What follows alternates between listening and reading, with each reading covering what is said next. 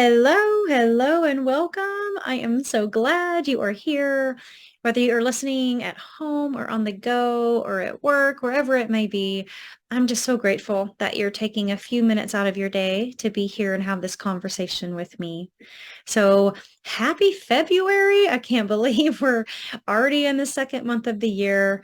Last month we talked about things we could do every day that would help us have happier days, which leads to happier weeks, happier months. And then before you know it, you actually have a full happy year and not just a happy new year in the first couple of months. How do you really help yourself find joy and true happiness throughout the year? So I want to continue to build on that theme.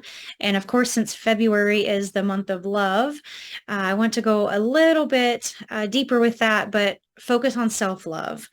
And I'm sure you've heard it before, how you can't really love someone else until you're loving yourself, which I fully believe that is true. So I want to take some time and just talk through a few things that you can do and that I'm going to challenge you to do this month for the month of love. But instead of focusing that on someone else, not that you shouldn't, but instead of making it all about loving someone else, you've got to take time and love yourself too. So I found an article on Psychology Today, and it was titled A Seven-Step Prescription for Self-Love. And it was all around the theme of how self-love really is an action, and it's not necessarily a state of feeling good. So I'll read through the article. So get pen and paper, jot down some notes. Of course, if you're driving, don't do that right now. Come back to it later, but there's some really good tips in here that I want to make sure that we capture and that you take notes on and figure out what's going to be applicable to you and what you could do for yourself. So some key points of the article is three. So the first one is self-love is a state of appreciation for yourself that grows from actions that support your physical, your psychological, and your spiritual growth. So we'll talk about that one. The second one is how the more self-love that you have, then the more you attract people and circumstances that support your own well-being. Very important.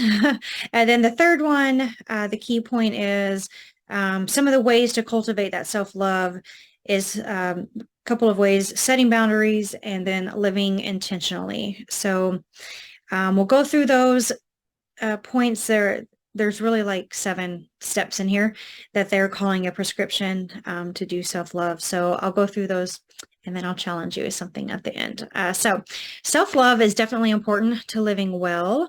This talks about how it influences who you pick as your partner, the image you may project at work, and even how you cope with problems in your life. So it's very, very important to your own welfare that you know how to bring that love and that care and that consideration for yourself into your life.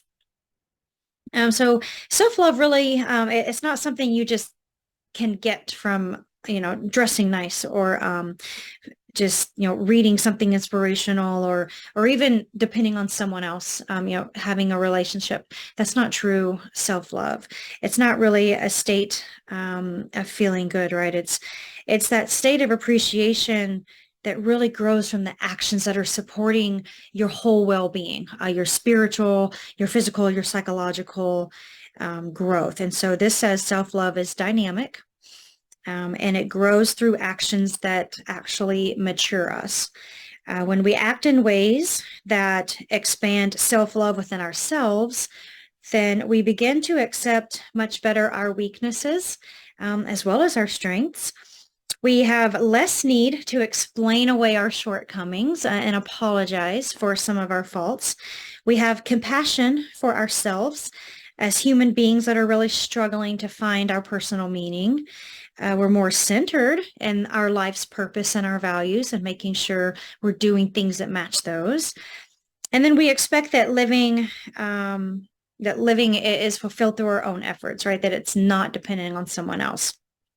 So 7 ways, or this says 7 It's a prescription, 7 steps of a prescription to cultivate self-love. So the first one is become mindful. People who have more self-love tend to know what they think, feel, and want. That they're definitely very in tune with themselves, mindful of who they are, and then they act on that. And act on what their true purpose is and what they believe in themselves and what they want for themselves, and not what someone else thinks they should do or what someone else may want them to do, right? It's they are staying true to themselves, and basically following through with that.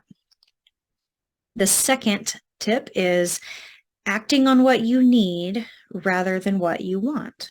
So you love yourself when you can turn away from something that feels good and exciting to what you need that allows you to stay strong, centered, and moving forward in your life. So by staying focused on what you need, you turn away from those automatic behavior patterns that sometimes get you into trouble. Maybe it keeps you stuck in the past.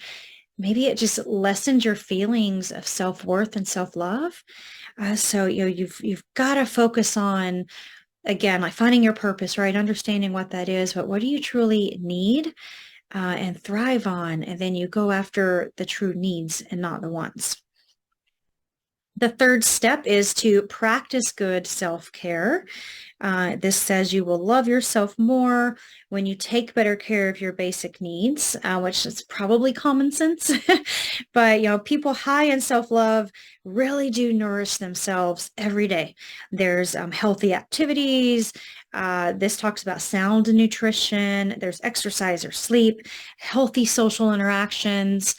So, things that truly are just those basic human nature needs. And so practice those, right? And practice focusing on those, which leads to the fourth thing, or the fourth step is setting boundaries. So you love yourself more when you set limits or when you say no to activities or different things that deplete or harm you physically, emotionally, spiritually, expressing or making you feel like you should doubt yourself, or if others make you feel like they doubt you.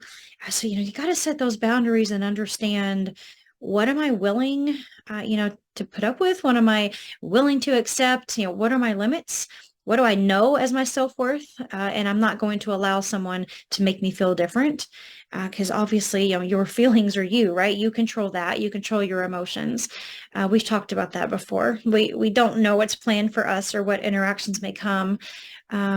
You can't control any of that, but you do control your perspective, your reactions, and how you work through it. So that's part of what this is talking about. And definitely setting those boundaries helps you with that. The fifth step is protecting yourself. So bring the right people into your life. And this is talking about the term frenemies. Don't know if you've ever heard of or not, but it describes the type of quote unquote friends who actually take pleasure in causing you pain, than causing you happiness and watching you succeed. So this says, get rid of them. If you have frenemies in your life, get rid of them, right? They are not good for you. There isn't enough time in your life to waste on people like that. They want to take the shine away from your face, but your face should be saying, man, I genuinely love myself. And I genuinely love my life. And that's just going to help you love and respect yourself that much more. The sixth step to self-love is to forgive yourself, right? We can be so hard on ourselves. This is talking about the downside of taking responsibility for our actions is punishing ourselves too much for mistakes that actually could help us learn and grow. And so you have to accept that you are human and there are going to be mistakes and that we are not perfect. But man, it's hard to do that, right?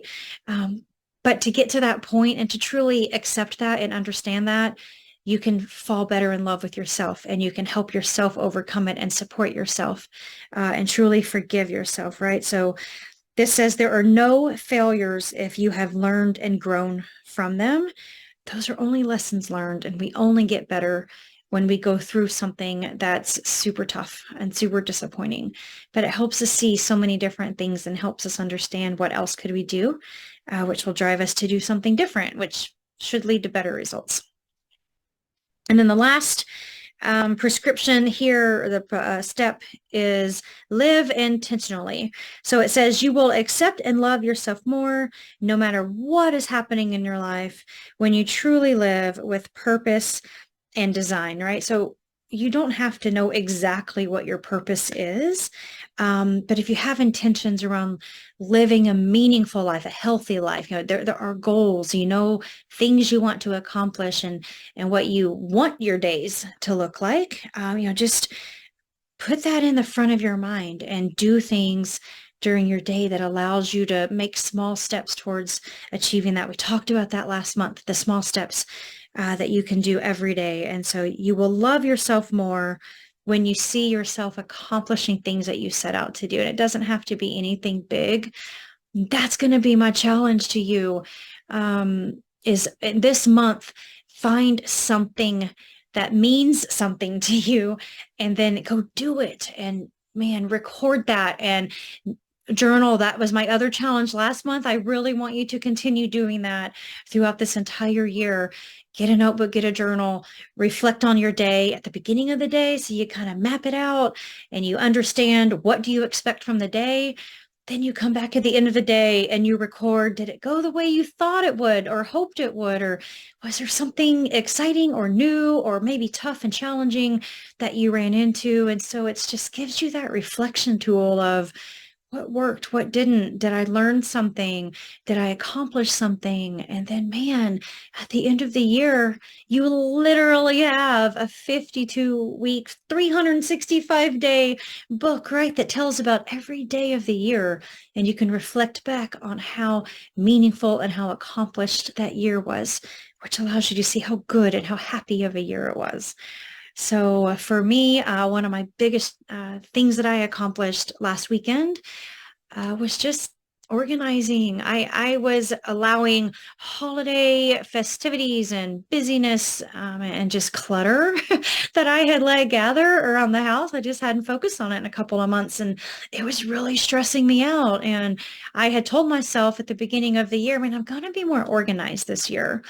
And that doesn't happen unless I'm intentional about it and I actually take action to do it. So I literally spent 2 days, my entire weekend, doing nothing but cleaning out closets. I organized arts and crafts. I cleaned out the playroom for the kids. I got rid of things that we no longer use, that we've outgrown.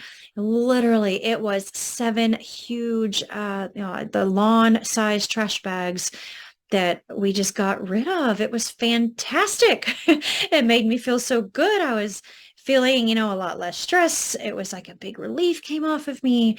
I felt very accomplished. And it also helped me feel like, man, I'm living what I said I was going to do this year, right? I said I'm going to be organized. And this was a first step to doing that. I have a lot more to do. Don't get me wrong, but it just made me feel just good. So hopefully one of these 7 steps or all of them resonated with you and how you can focus on you and bring that self-love into your everyday, know yourself, set those boundaries, surround yourself with people who support you.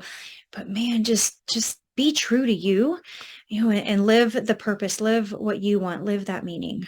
And then, of course, my challenge outside of the journaling that I hope you do every day, but do something for you this month. Maybe it's not organizing things. Maybe you don't have to go clean closets, but take a drive. I don't know, sign up for a race or just go ask some friends to go for a walk with you. Or maybe it's just going out to dinner with some friends or with your spouse or with your kids. Just something for you that will make you feel good, that will help live your purpose and support that. So that's my challenge. I really, really hope you do something, and I would love to hear what you do. So comment on the videos or send me a note. Let me know how it's going. But until we talk again, which I can't believe it'll be March next time. I'm so glad you're here with me. I thank you again for being in these conversations and Until we see each other next time, take care of yourself and may God bless you.